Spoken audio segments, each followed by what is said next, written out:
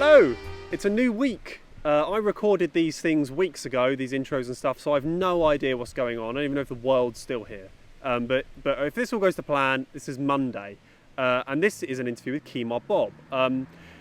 Really funny interview, and also some interesting things spoken about. Listen to it, enjoy it, and I'll see you back in a bit. So basically, I'm staying at a friend's house. Okay. Because I just came back from Texas. I was in Texas for like 3 Oh, months. And wow. I got a job, which I'm very happy to have a job. But then, so I had to wake up at like 5 a.m. to do that job in Texas, which is just not a real time that I should be awake as a person. Yeah. So I decided to come back, and I was like, oh, I can actually afford to like pay rent now. Oh shit, I'm gonna push this button actually. This seems like a good idea. Did you manage to fly back then? Yeah. So I flew back, and like everyone had to wear masks on the plane, which was chill. But everyone did not have to wear masks at the airport, and like, you guys are assholes. Are you like, because I'm super worried about that sort of stuff. I mean, maybe even too worried, but I've been nervous about. I haven't got the tube since. I can tell you, this is my mask life. Oh, that's good. So my mom was making them. I like the design. I feel like it's like modern, yet at the same time very old. It gives me like vibes. And so I actually told my mom that I like this print, and then she made me 3 more. So I was like, oh, what? That's so variety. Nice. But yeah, so this is what I'm going to be looking like in the streets. Yeah. But yeah. Yeah. So were you like nervous on the flight at all? Was the actual flight okay? Yeah, but I think what brought me a little peace was that other people were nervous too. So there was, you could feel the energy, but also there was this effort of people to like not sit next to each other. So it wasn't like anyone was like, fuck this. Right, yeah. You know, because I think that would have changed the energy entirely.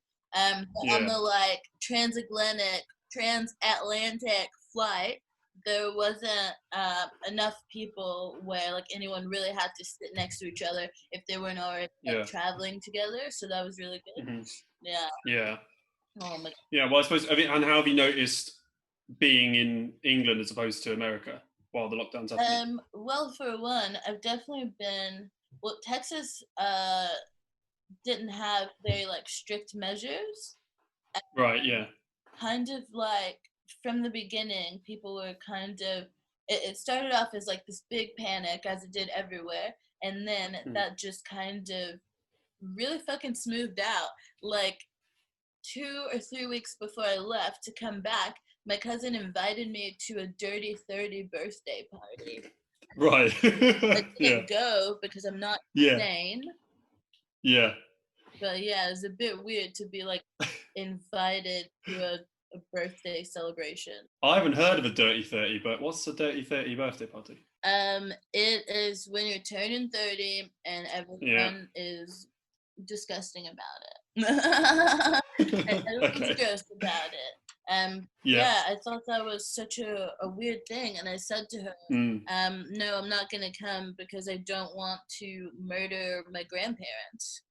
Yeah, exactly. Because I live in London, so like when I was home, my main objective was to like hang out with the old people that I love. Turned into like distance visits with like masks on and stuff. But yeah, I was like, I don't want to kill my grandma, and she was like, haha, that's fair. Being back is interesting because I don't think the like mask wave has really caught on, but at the same time, I don't know who's outside and who's not. Like I've had a kind of a busy week since I got back, so I haven't had really an opportunity to investigate the streets. But my trips to Tesco have been kind of interesting, where some people are wearing masks. I know Boris has recently done a 1 meter plus vibe. Whatever that means, Not a lot of people doing the 1 meter, even less people doing the plus. So yeah, it's insane. Yeah, it is insane. And Tesco, that was a free plug there. So if you want Yeah. to send me a voucher or something, Tesco, maybe come. send us a voucher. Send me a voucher and I'll pass half of it on. So, Yeah, I would love um, that. I love to vouch. yeah, yeah, it's good. And Tesco's good as well. I've noticed this as well, though. There's a real discrepancy with people walking around, like, if they're bothering to wear masks or not. Like, some days it looks like everyone's wearing it, and some days I'm Yep, the only one. yep. It's Yeah, so bothersome, and I'm just like care. And I think what's odd about it is sometimes it feels like people think that if they wear a mask, yeah. the invisible mugger wins. Right, yeah. like like if Yeah. I'm wearing a mask, if I take precautions, then coronavirus has a victory over me, you know. Yeah. It's just like that is like acknowledging that it's actually happening. Well, yeah, that. But I'm also seeing more idiotic people saying, like, the only reason people are being asked to wear masks is because the government, it's a way of the government controlling us. It's like, it's so convoluted. If that was a way for the government to control us, it's so convoluted to wear a So mask. It's not that dumb. much effort. Yeah. It's not that much effort, you know? Also, what is this international government control scheme? I saw a video of these people in Florida speaking behind a podium. Who knows how they got behind a podium? Mhm. And they were like, "You will suffer the wrath of God if you try to make us wear masks. I have freedoms, and my Yeah, freedoms as an American are to not wear masks," and just all of this yeah. ridiculously. And I it feel was, like I can oh, picture that person in my head. it Yeah, was really easily. insane. It was Yeah, insane, and I was just kind of like, how are you connecting this with this? You know, it's yeah, just like yeah, yeah. the leaps and bounds that you're making right now are Yeah. incredible. The mental arithmetic people have to jump through to come to stupid Yeah, conclusions. It's yeah. like if you sat down and broke it down and spoke to them, they wouldn't be able to justify. I feel like people with stupid opinions, regardless, if you actually had to say, hold on, but that's not right, is it? They'd struggle to explain certain things, but they Uh-huh. can, Uh-huh. on a whole, talk about something stupid. 100%. Yeah, Yeah. It's so bizarre. it is bizarre. Hey, so we'd never met before, so thanks for agreeing to do this. Yeah, that's Um, true. I like your headband though, so that's good. Thank you, because two people so far have said that it looks stupid, so that's Wow. nice. Well, you know what I They haven't say? so much said stupid, but you know, Yeah. it's been It was implied. just a Yeah, vibe. Well, guess what? yeah, Fuck yeah. them. Yeah, fuck you. Yeah. No, I take that back. Thanks for doing the podcast. Ha Yeah, ha ha ha. I don't mind if they, shit on my headband. I mean, not literally, but like Yeah. metaphorically shit on my Yeah, headband. It doesn't don't really shit bother on me. my headband. It's on my Definitely not head. literally. Yeah, my head's connected to it. That's not fair. That's not something you want or that you deserve. No, thank you. That's Yeah. really nice to hear, actually. Yeah. I feel like I don't hear enough that I don't deserve literal shit on my head. Yeah. Well, some people do, and that's tough. Yeah, but I'm not one of them. Neither are you, I reckon. Thanks. So there we go. Oh my It's God. the least I can say, really. Oh my God. That means so much. Wow. This is touching. I didn't know that this is going to be therapy, but it is.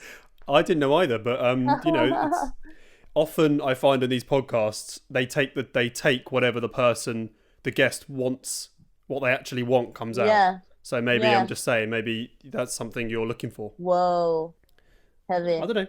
Heavy. Maybe you're looking for some sort of confirmation Yeah. I mean, that always. you don't deserve shit literally on your head. Yeah. So 'Cause I was I'm happy to give wondering, it. I was thinking about it recently. I was like, should there be poop? Should there be poo-poo on my head and or face? Yeah. Should I 2 girls, 1 cup my life? Have you seen that? Oh yeah. I've never seen it. Seriously. Oh, I saw it years ago. No. I actually haven't seen it in probably 8 to 10 years. Yeah, well, why would you watch it again? Right? Well, I think just to kind of like reminisce. Yeah, good times. In like a nostalgic way. Yeah, remember that. Oh, I don't know about it, but what I do know about it, I don't like. yeah, yeah. It's got all the ingredients of things I don't like in it, like Poop, poo and stuff. Yeah. eating it. I didn't throwing know it up. that. Oh yeah, they were like pooping around. They were eating the poop. They were throwing up the poop. If I'm not mistaken, Yeah. at one point someone might have even like pooped or thrown up into a butthole. It was crazy. You know, I think I'm like pretty reason that actually makes me like feel a bit sick. Like genuinely, like I don't think I'm Yeah, hugely like someone tells me something, he doesn't have a massive yeah, emotional response, but that actually makes me feel a bit sick. Like genuinely, yeah. Well, that's disgusting. I'm sorry to do that, but also I don't know how you haven't seen it. It was crazy. It's like a Yeah, phenomenon. I haven't seen it. Yeah, But I know. I didn't see it. Was it 10 years ago? maybe You said. check that out. I feel like 10 years minimum. I Yeah. remember someone showing it to me on a school bus. Right. Yeah. Yeah. Yeah. Okay. Yeah, I was thinking that would have been the age I would have been. Yeah, on a bus as well. Yeah, On a phone. There was that thing when like when I was a teenager where everything you'd have would be on your phone. Like, but it was always crap. It was always like a minute video of something crap. stupid. There was that song that went round in England about Mm. London Underground being shit. Do you remember? You Whoa. probably did you didn't grow up in London, right? No, that sounds like a No. very, that sounds like something way more delightful to be going around than Two Girls, One Cup. Yes. Just in Yeah. comparison, that sounds Well, like kids loved it because it had loads of swear words in it. nice. That's why they liked it. Yeah. Yeah, yeah, yeah. So whoever it was, the band, they were like, "We've got this. If we appeal this to 14-year-old kids, Yeah. Well, we can that's the sell this." youth, baby. That's what they want. That's what the I kids don't know if they want. do anymore, right? I think kids now are more clever than when I was a kid. Well, I That's what think I've they're noticed. probably more like used to it. Like they're like, yeah, we fucking Mm. cuss, bitch. Like that's just Yeah. what they're up to. Yeah. I don't Yeah, know. they do that, but I genuinely think they're more like everything sort of good, I suppose. They're more engaged in stuff, they're Yeah, more interested in stuff than when I was a kid. they do feel Certainly. really like aware, and I wonder if that's because of the like dire times that we're in. Mm. Like these Hmm. poor, like I mean, poor us, but these poor children. The planet's on fire. Then they get hit with like a Mm. pandemic, and they're just like, "What's going Yeah.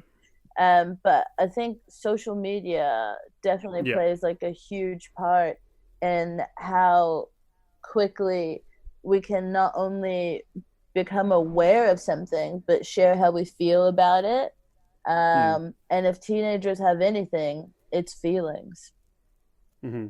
Yeah, Wow, that's a some heavy deep stuff. point there. Some heavy stuff.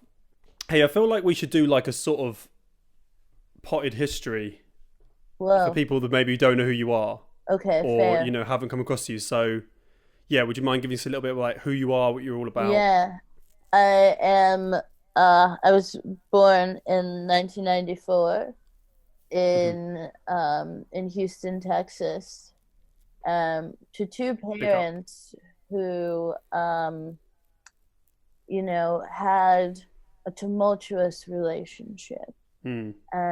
Fast forward to moving to London to study. I was like, wow, higher education, you're the one. Hmm. And fast forward to doing comedy, right? What did you come to study? I got an MA in television, in Oh, cool. factual television, and I was like, we need to make television great again. Hmm. I was pulling a reverse Donald. Um, Right. Yeah. and that was like, it was a cool program. And then I Mm. started doing like some mic stuff, Mm. mostly just ranting. Fast forward nearly 4 years, still ranting. But But more people sometimes, come. yeah, not for free. Yeah, so I do like stand up bits, do improv bits, I Mm. write bits, I Mm. say bits. That's, Mm. yeah, it's just bits, man. I'm, Hmm. as the British kids say, doing bits. Hmm. Yeah. Mm. They do. They do. So, what was it that persuaded you to first try out comedy? Did you know you were funny beforehand? Um, yeah, for sure. I would say I won class clown an alarming amount of times, Hmm. to Hmm. the point where I got really upset and offended. I was like, I'm not a clown. Right. Okay. Take me seriously. And I've always Yes. kind of had a like weird voice. And so I was like, take me seriously. And people were like, ah, ha, ha, ha, ha, ha, ha. And I was like, Yeah. oh, and it Mm. only infuriated me further. Um, Did it piss boys off that you were class clown over and over again? there was this one kid named Tennyson who I feel like was really upset about it. And he was like, Yeah. she's not even that funny. And I'm like, well, Yeah. I'm not even trying. In fact, I'm upset that I'm found so hilarious. So you're going to have to get over that.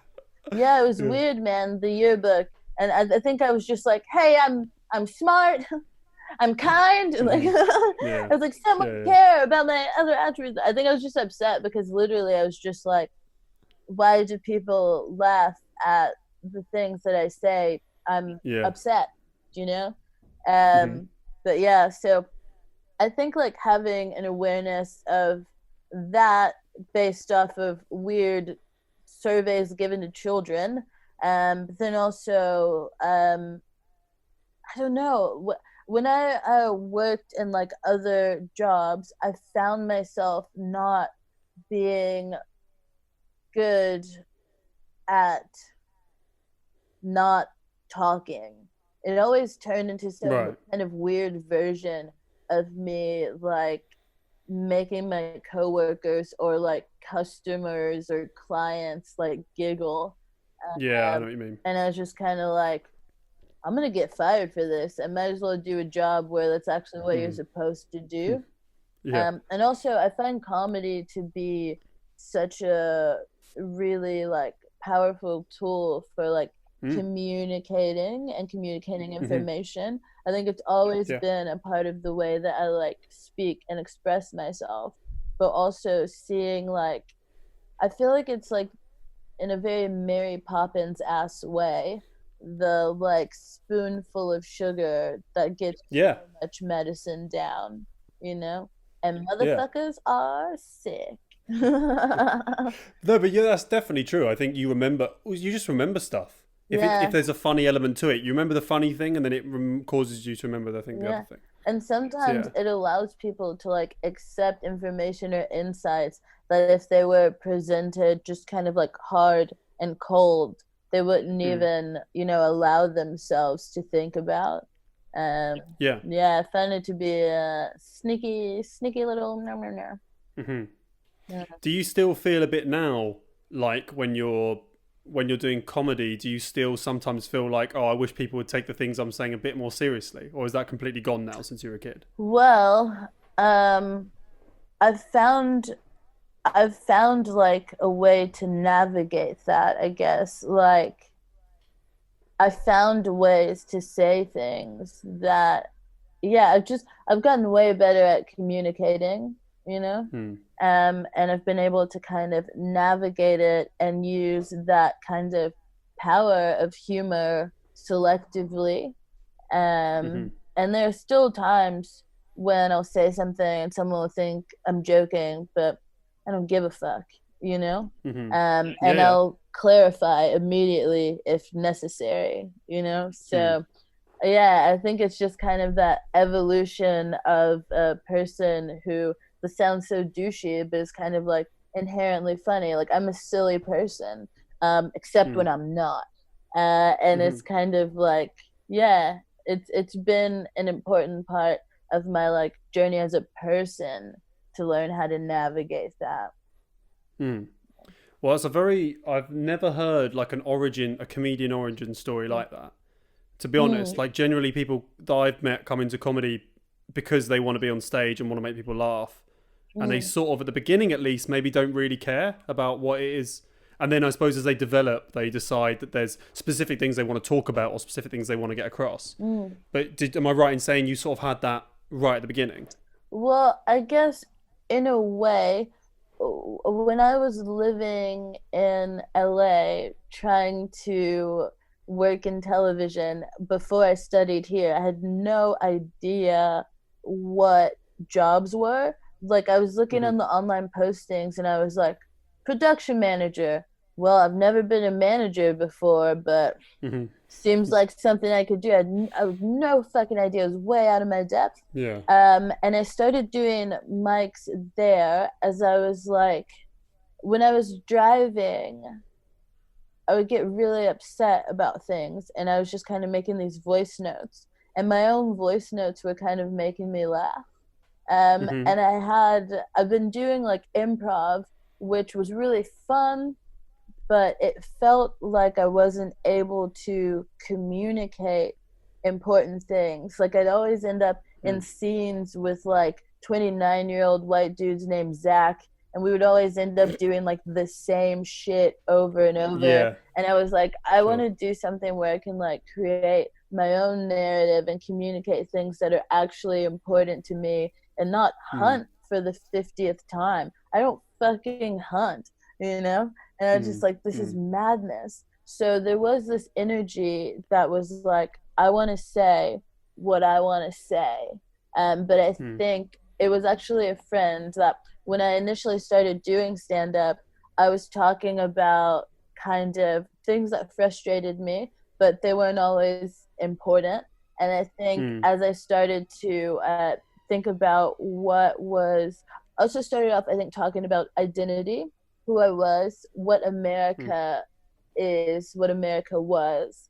Um, and as I started to see how the things that I talked about were being received or how they were taken, I was like, you got to be more deliberate about what you're talking about. There's a real opportunity to communicate something. Um, Mm. yeah, it almost feels like, and some people don't take on the responsibility, but I feel like if you have a platform of any size, it would be a good thing to think about what the fuck you're doing with it, or also like why Yeah. you think people should listen to you, why you're worth listening to, let alone paying to be listened to. Yeah. Well, most people don't, right? Who have a big platform Uh, or a platform, they don't use it for. I'm including myself in this. Don't use it for good things, I suppose. yeah, but at the same, what are good things, you know? Because at the same time, like helping people escape the like realities of fucking day-to-day existence, I think that's a good thing. Mm. Helping people get information or insight into things, like my understanding of what you do is helping people get insight into comedy and Mm. into certain people that they may be interested in, like that's of Mm. value. So I think it's just kind of this wide array of what we do and what makes it important. And I think that Mm. you do give it a thought, you know. I Yeah. feel like at the same time that I mean, when I return to the stage, I'll probably just fucking hammer into white people with no mercy. Hmm.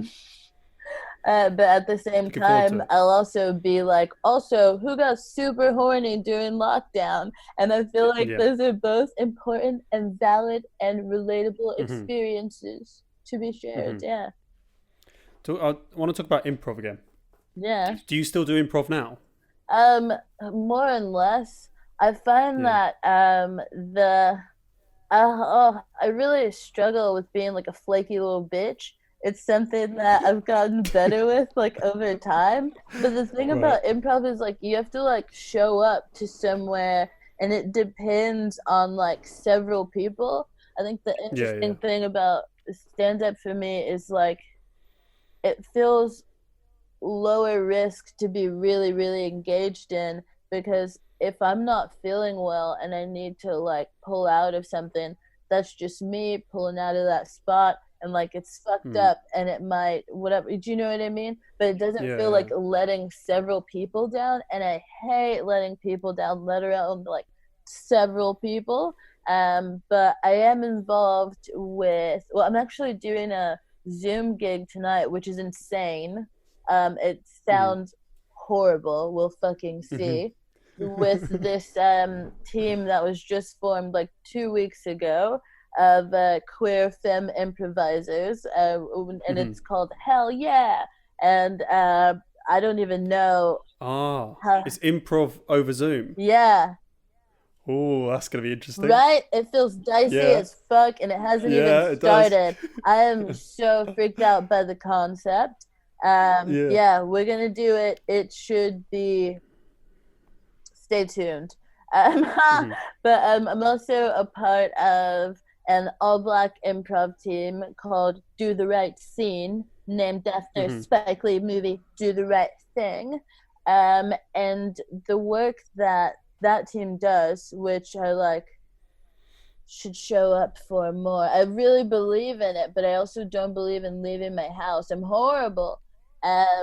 Some of the important work that team does is a monthly night called Special Delivery, where we host other improvisers of color, and two amazing members of the team, Ty Campbell and Monica Gaga, lead this like workshop that's just open for people to show up to, where they teach people of color improv and basically kind of say, here are the keys to something that can be a great tool of expression.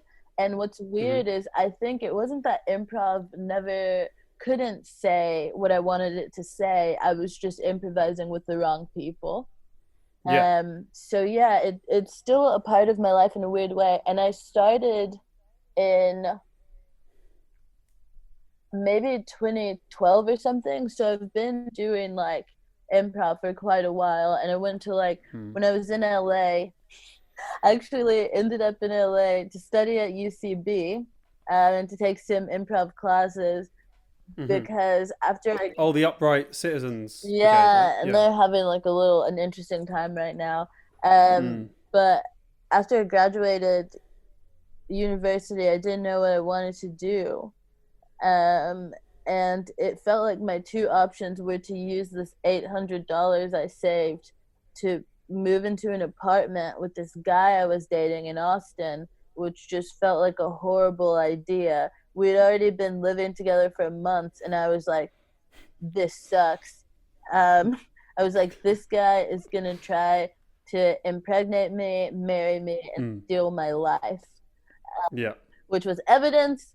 Once I said that I was thinking to go to LA and I think I wanted to like live out there, and he was like, I don't want to raise kids in that city.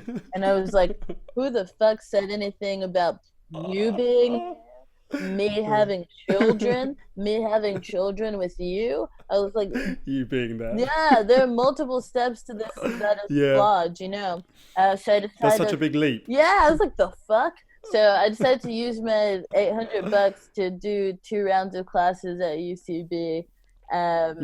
Yeah, and I think it was there that I was kind of like, I want to create stories and be a part of them. And I think that's what led to me like studying television, was this kind of vibe of, I want to know how this thing works. I consume so much TV. And a lot of it doesn't feel like me, especially 5 or so years ago, before we saw like Insecure come out, which is just like a phenomenal show. It was just like a lot of the stuff I consume, it's fun, it's funny, but it doesn't feel like relevant to my life or my experience. So I think there was just kind of a drive in that. Yeah, man. Do you think other people I think lots of people would relate to what you're saying. I wonder do you think people are put off from starting comedy because the landscape seems so samey? I know what you mean. I feel like one thing that probably puts people off of stand-up is the idea that it's like super hard. Like some people are like, wow, like people will say after shows and stuff, like, I could never do that, you're so brave. And I always say, no, not really, also you could. And I think if more people would be honest about how like fun and to a certain extent easy it is, it would seem more accessible because it's something that you work hard to get better at if you fucking want to. Some people seem to not care about anything like say like technique or like joke writing, actually, you know what I mean. Yeah. But I think there's also power in that, it being a kind of free form thing. If people are into it, then people are into it. And I think the idea that comedy, that a comedy person is, you know, maybe some dude who dresses like this and he's like, set up punchline, and then every now and then my wife. I think the idea that comedy is that. And then does an ironic rap. Yeah, you know, and just like, Yeah. or like some kind of accent. He's like, by the way, this is what a black person sounds like. This is what an Indian person sounds like. I mean, it's good stuff. I'm funny. Like, you know. I'm funny. Yeah. Yeah, you know, he's like, does anybody know about Jamaica? And it's just like, oh, God, what's going on? I'm laughing. You know? And it's like, ah. But it's like, what? I think that stuff can be very limiting. And so I actually, I created this child.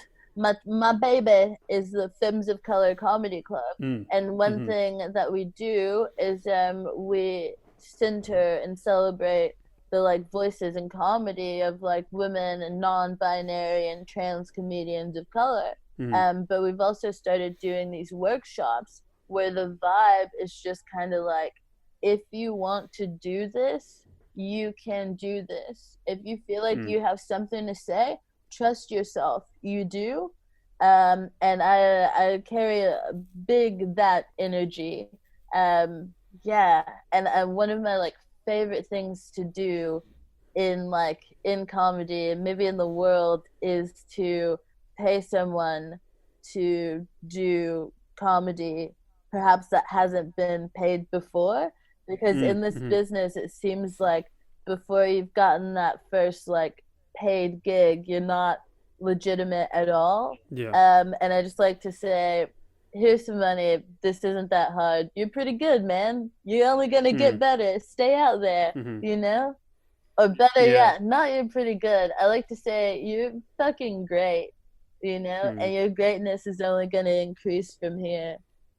So it's sort of taking away an element of the like combativeness or like competition from stand-up, which I agree doesn't need to exist, because people will go and see stand-ups they want to see, right? They won't be like, oh, I can't be bothered to go and see so-and-so because I've seen so-and-so. Like, they don't care. They'll go and see whoever they want to see. People love comedy. People love live comedy. Word. And I think also, like, if you...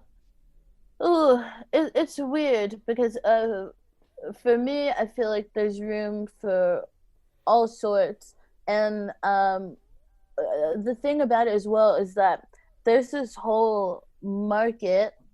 Oh my God, a market. Whoa, money, the economy, or whatever the fuck. There's this whole like group of people who haven't gotten as into stand-up, or who are into stand-up who feel like it's not for them.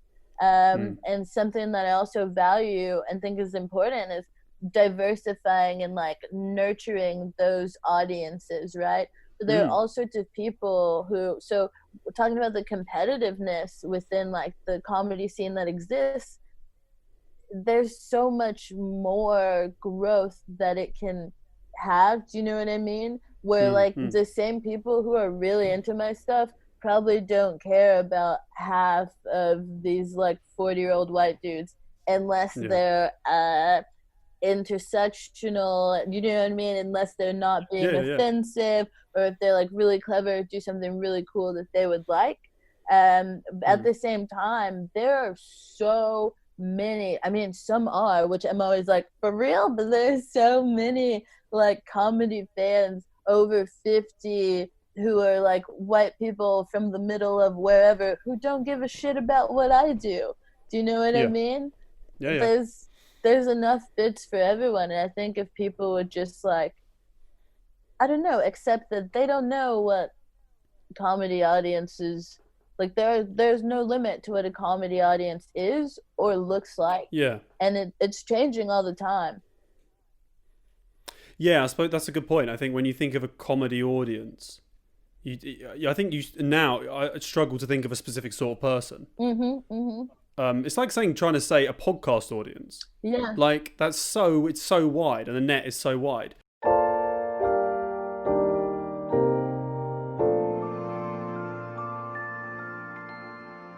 Right, I thought might be a good time to stop this podcast to talk about Stop Hate UK again. So they're one of the country's leading anti-discrimination organisations, and they have a 24-hour helpline if you need someone to speak to. And also, if you want to chuck them a few quid for the work they do, please do. All the information is at stophateuk.org. Also, I've realised I haven't actually introduced myself at any point in these, but I'm George Vere, if anyone's interested. And yeah, all my details are under this as well. If you want to look at like the one Twitter video I did that went viral, semi-viral. But yeah, this isn't about me. So back to the podcast, and I'll see you again at the end. When you started Fuck It Up, did you know that there was such an audience for it? Did you know that so many people would be interested already, or was it a surprise?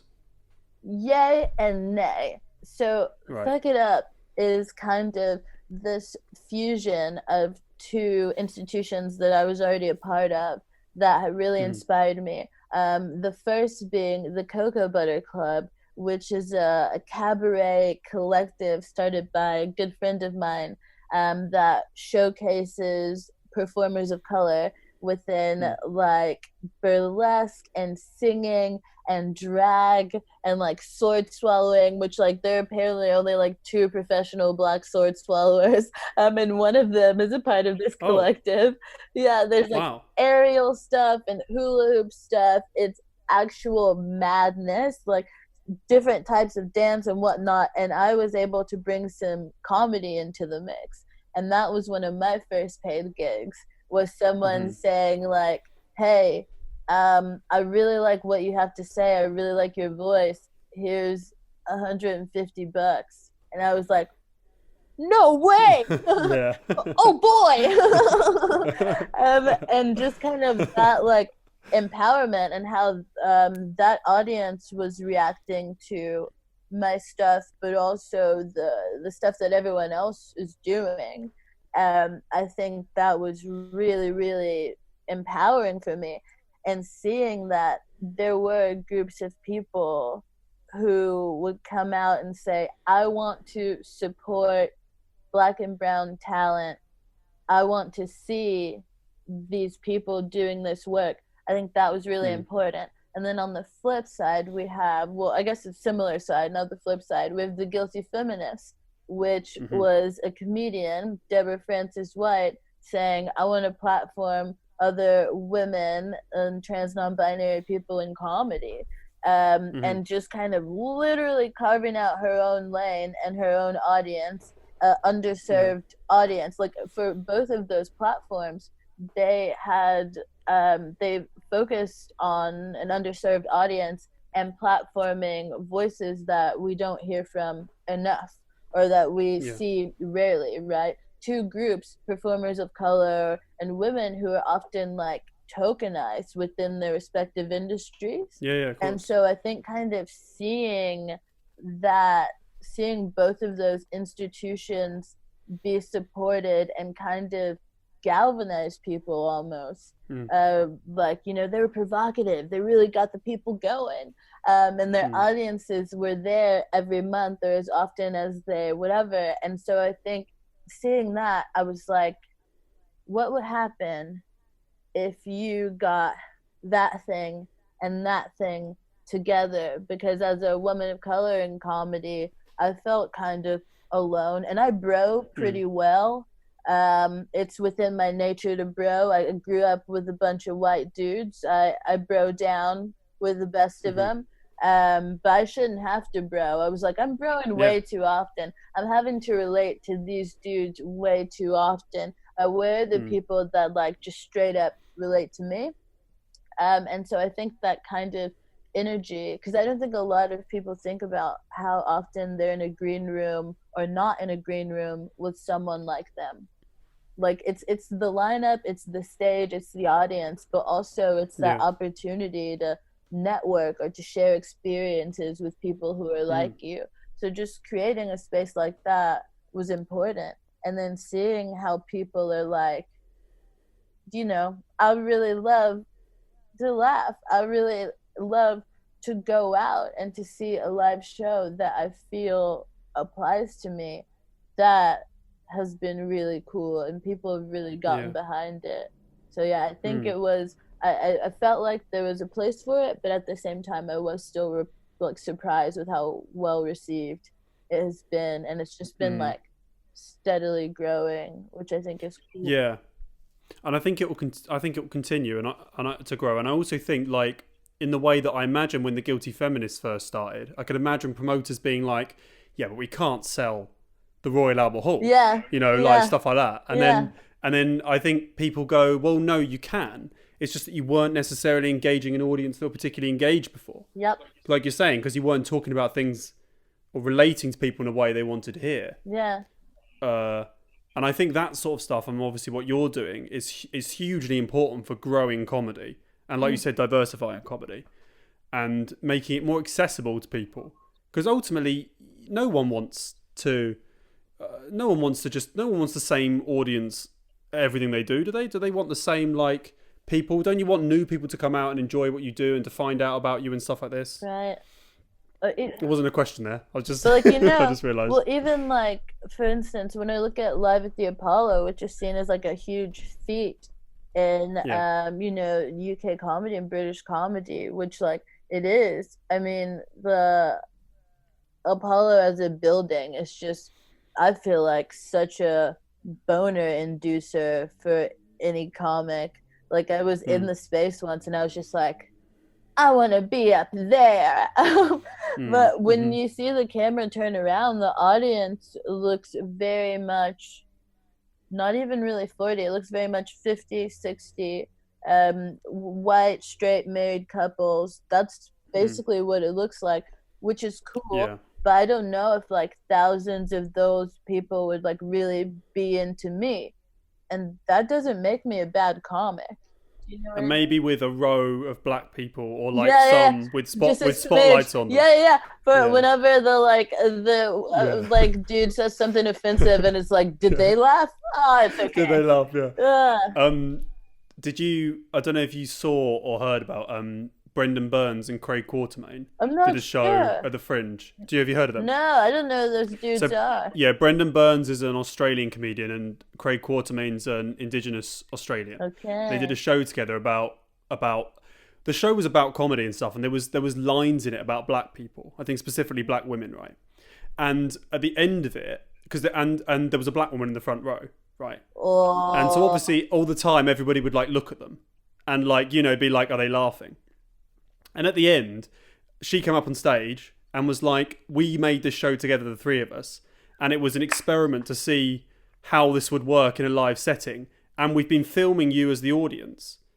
And you just saw, and they played bits of the film, and you saw whole swathes of the audience. It was so funny. Every time there was a racist joke or something to do with race, they'd look over to check she was laughing. It was so funny. So spicy. That's fucking amazing. Yeah, it was a few years ago at the Fringe, and I remember it had quite a lot of traction.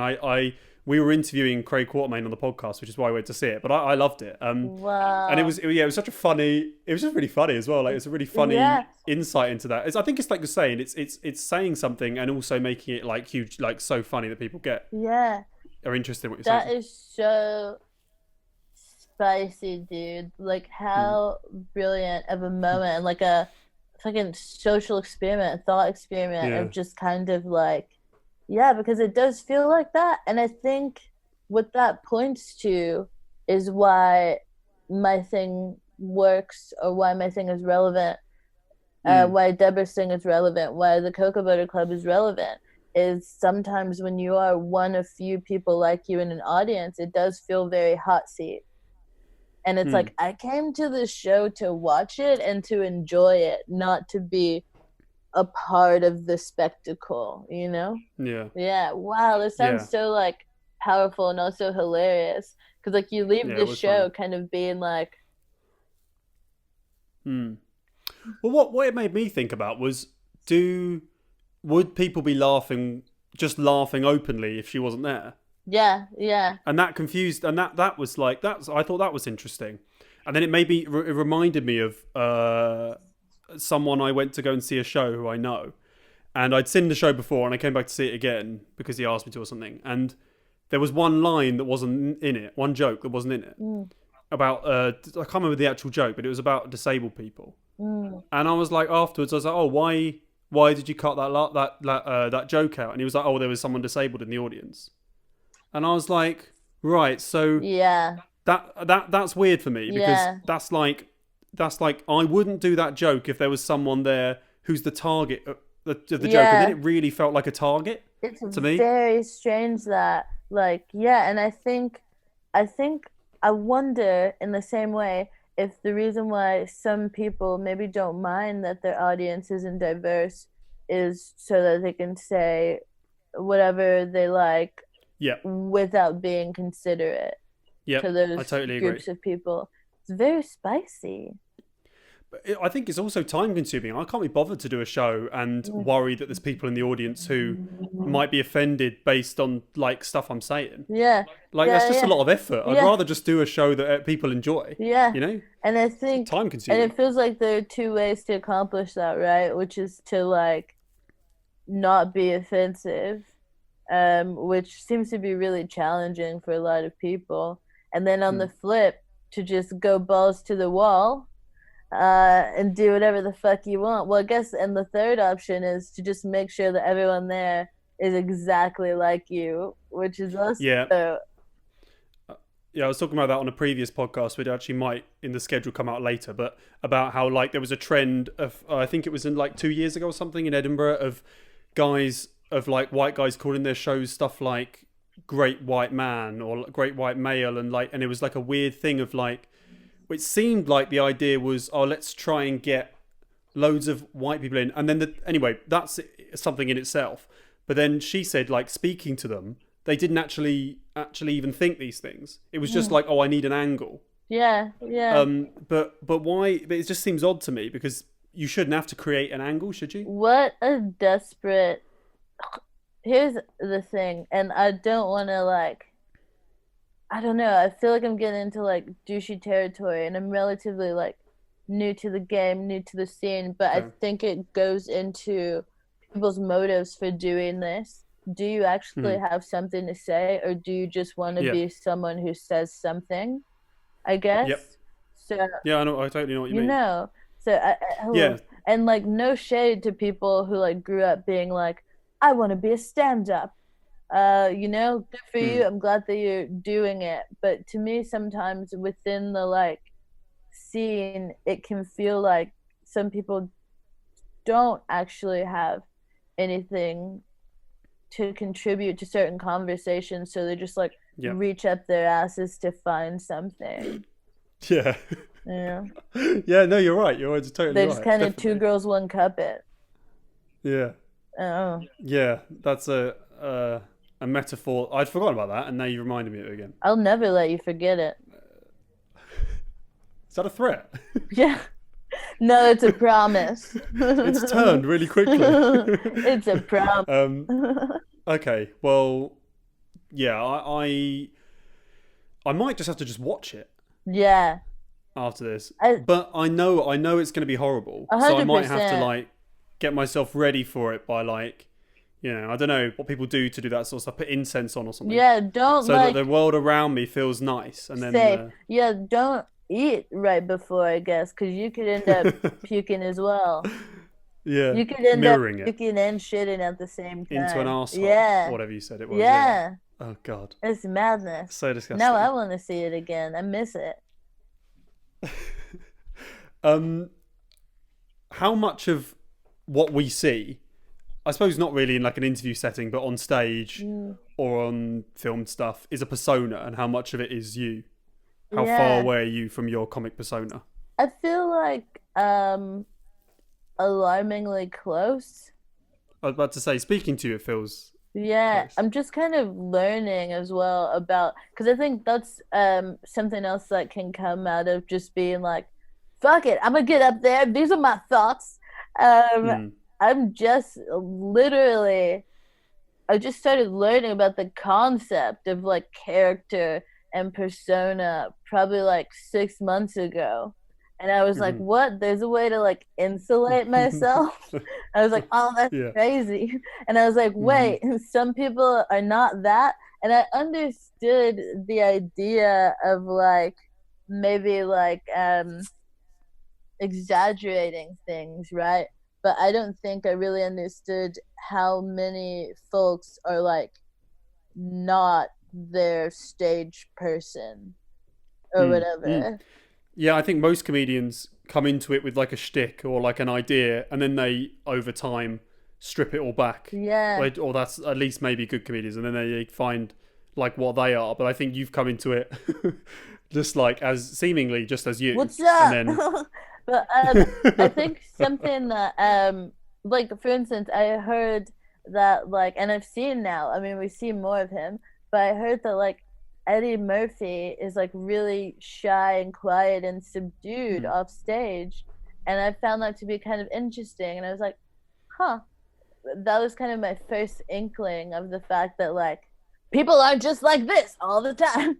Mm. Or like Mm. if you Mm. hear that like Chris Rock is actually shy or some shit like that, and you're just like, Mm. what? Yeah. Uh, Yeah. but yeah, I tend to be the same old G, which I think is like, I don't know, it's fun, and I think um, at the same time, I think about the ways that I could be not limiting things, but the different ways I could get creative if I were to distance myself, Mm. you know, Hmm. from Hmm. myself.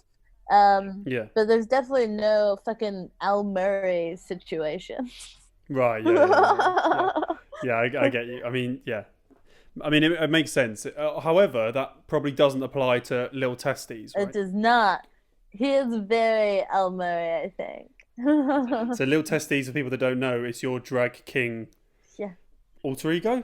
What did you Ooh, say? Persona? uh, Can't be an alter ego, right? yeah, he's a, I would say a character, but also Yeah. a character built on my exploration of how I really love hip hop, but how it doesn't always love me. But then I Yeah. decided to like stick that in a blender with the concept of being like a right wing rapper, like a Mm. men's rights activist. So taking like the misogyny that can be present in some rap and in some Hmm. rap personas, because here's the fucking gag, most of like Mm. most rappers are like fucking persona, like that's not who they are. And I think it Mm. does, this is totally a like diversion, but I feel like it does so much harm to like people, to the youth, to culture, when like, oh, it just pisses me off. I'm just like, be yourself, boys. um, Oh, because you think they're putting on like the standard like rap persona or something? Is that what you yeah, or mean? just like creating new ones, like we're currently in this phase where there's just all these people like glorifying drugs majorly. Right. Like, what is Drake really? Who is he really Yeah. at his core? Do you know what I mean? Hmm. Like, I feel like they're, I don't know, it just really kind of is irritating because there are a lot Yeah. of people within the hip hop community, within the black community, outside of the black community, who don't have an idea that these are like characters, or that a solid amount of hip hop and rap music is fucking creative writing and fiction, is people Mm-hmm. taking on a certain voice or certain story. You know what I mean? Like, Yeah. Tupac, he probably did become a hard ass, but I think he was like a dancer, Yeah. Yeah. I know what you mean. like, and it's just kind of Yeah. this whole thing where I don't know, where it's become like really acceptable to just kind of like lie and create. And I think the creative aspect to it is like beautiful and powerful, but also it's a part of like your legitimacy that people don't know that like you're as Eminem said in 8 Mile. I think there's this one part where like well, he was like in a battle, right? Which like Eminem, okay. He was in a battle with this guy, and he was like, "This is Clarence, and Clarence lives with his parents." And basically, this idea that you can't, as Clarence who lives with your parents, be like a dope Oh rapper, yeah, like yeah. you know? That's interesting, isn't it? Yeah. Also, fucking Eminem being like one of the best-selling rappers of all time because he is white is insane. Like he's good and stuff, but also he like appealed to like, oh, anyway, little testes. Mm. um, yeah, yeah. His it's a really fun thing to do. It's really fun, and I think it came to me as well in a time in my like career where I felt a pressure to be really not problematic, Hmm. and this character is like entirely problematic. Mm. Yeah, I saw a clip online. I think it was a Channel 4 thing. It was it really made me laugh. It was really funny. So silly. You don't like it?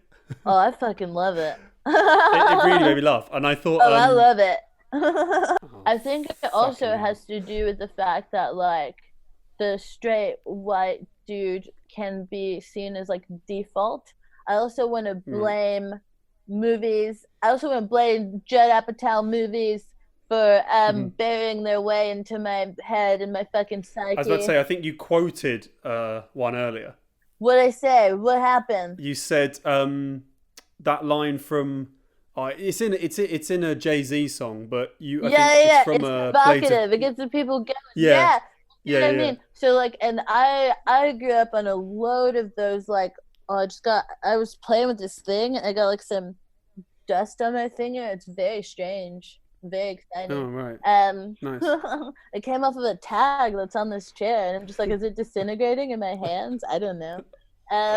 But yeah, so like I grew up watching like that was like those were my like comedy movies, like super bad and all that shit.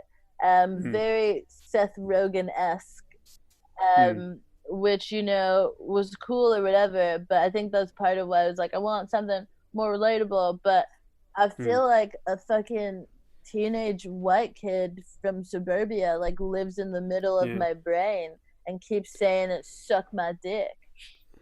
But I reckon a lot of people probably do because, like, what were the other movies? Big American comedy movies with Yeah, written and starring black people. What Tyler yeah. Perry, Do you know? right? I don't know.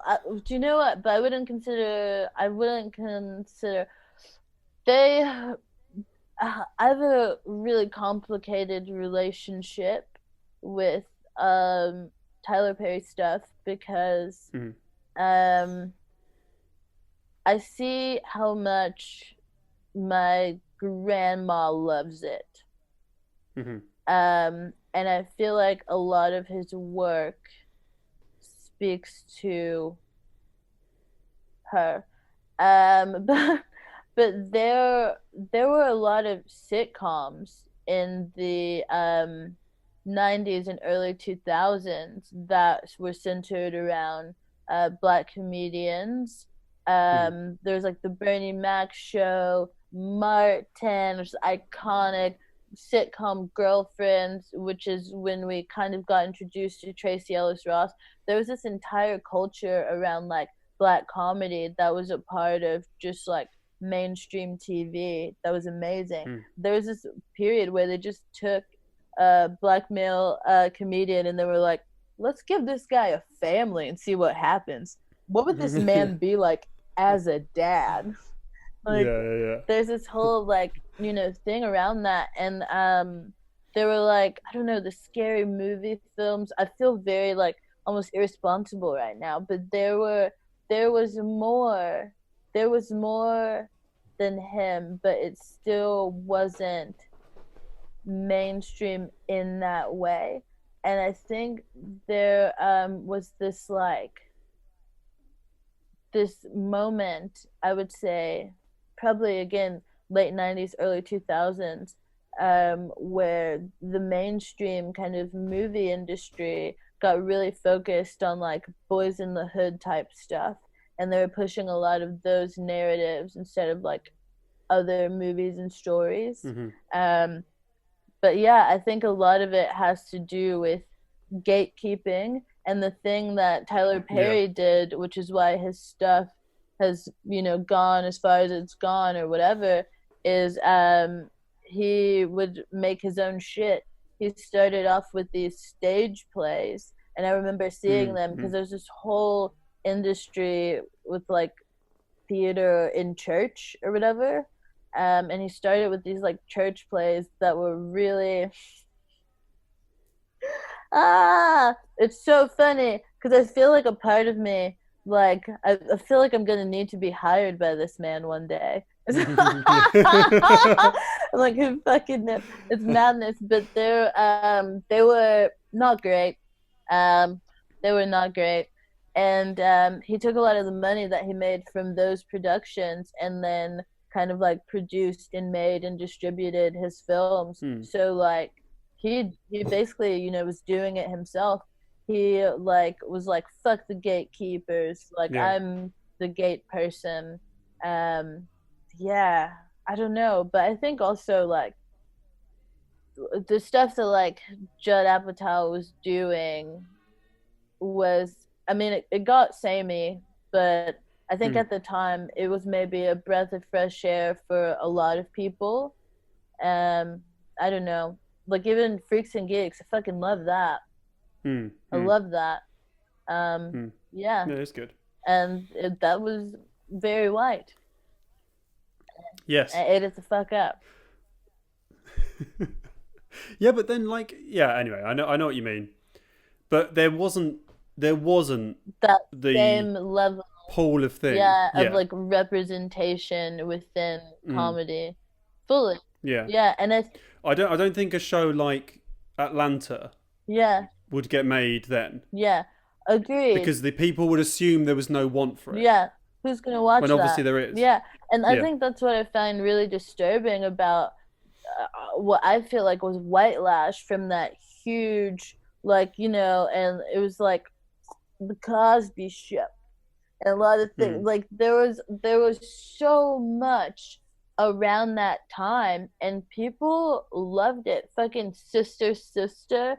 There was so much, and then it just kind of dried up to where, at present it feels like you have maybe like three or four like black led sitcoms, and In the US, in the UK, none yeah, apart from Dane yeah, Baptiste's one. Yeah. yeah. Which, like, Yeah. where is that today? You know, Mm. it's Yeah. really, yeah, that was really strange to me, and I don't really understand why it's happened. And I've like read a few like think pieces about it because literally like this is something I think about. Like there was evidence that there were large audiences for these things, and it just seems like they were kind of dried out. I would say the Chappelle Show was a huge one for me as a kid, a Mm. Mm. fucking huge one. So Yeah. hilarious, so good, and I think it's Yeah. definitely like influenced the way that like I see things and think about things. But at the same time, there was no super bad, you know. Yeah. Yeah. Yeah. I totally know what you mean. And I think I think you're even right. like even today, I feel like, but at the same time, when you think about what super bad was, it was two white kids breaking the law, getting having fun run-ins with the cops. It just doesn't even sound Mm. like a likely story starting Yeah. Yeah. like two young black dudes, let alone like Yeah. young black girls, Mm. But yeah. Yeah. Yeah. I think even like back then the idea I suppose of women fronting a TV show Yeah. seemed like a crazy idea. It's just But I just think anyway, all these ideas, I feel like what we were saying earlier, stupid ideas eventually they disappear. I think stupid ideas. well, I think That's what I they think. get old, they get Yeah, disproven, and a lot yeah, of the time it's not because certain people's ideas change, it's because people show them that it's not true. Yeah, that's true. I think you're right. Hey, we're gonna have to wrap up now. But I have a few last things I just want to ask. Like short things. If that's all right. Yeah. Sorry, I was tearful because I got so used to that headband. I'm like saying goodbye to it. Not fair to me. Well, you can always watch it back on YouTube if you want to see that. Not fair to me, but I guess. Who else do you think people should look at right now? Who would you recommend people check out? Yeah, like who's making things at the moment? Yeah, well, just or in general, just like other people in comedy who you're like, oh, you should go and check out so and so or so and so. Yeah, well, definitely, I'd say. I was gonna start off with Fern, but I'm like, I don't know if she really needs any recommendations. Yeah. But like Alison Spittle also, I don't know if she needs recommendations. Sakisa Boswick Barnes, I don't know if she needs any recommendations. I really love the work of Charlie George. I think that she has like a really like a powerful voice, and like a great point of view. Of course, Sophie Duker is like a great friend of mine and such a fun one. Because I think she's really like she's put like work in different ways, and now she's kind of like hit her stride into really like beautiful thing to see and to see her be recognized. Yeah. I'll have to say I wasn't ready for this question. Fair enough. No, fair enough. I think that's a good start. I wasn't prepared. It's like because they're all people I've heard of, but you know, possibly not in a wider way. But so I think that's a good start. I don't know, man. And also, if you check out the Fuck It Up's Instagram, which is just that's Fuck good. It Up Comedy, FOC, we have months, years almost. Oh my god, wow. I think it's gonna be like 2 years. But we have this long kind of line of people that I would personally recommend you check out. Yeah. Cool. And then lastly, is there anything else that you want to say before we go? Or do you think we've said everything? I guess what I would always say, white people, don't feel bad, just do better. I think that's very nice. That's a nice end. I think that was a nice takeaway for people. It's just like your guilt doesn't do anything for me, but your action does, and I would appreciate that.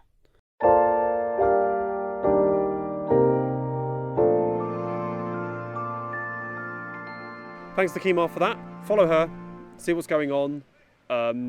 Like she said, she's got some stuff coming up with her improv troupe and some other things as well. Actually, probably all those things she spoke about will already be online now because they would have been done. So watch them because they're probably free. So, well, why wouldn't you? You'd be an arsehole not to, wouldn't you? So, so do that, and I'll see you tomorrow for the next episode. Hello, I'm Rose, and I'm the Chief Executive of the charity Stop Hate UK.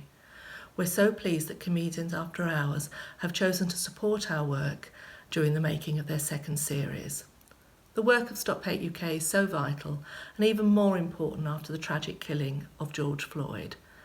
So if you're inspired by this podcast, please visit our website at stophateuk.org and click on the heart-shaped button and donate to us to enable us to continue our work. Thank you so much.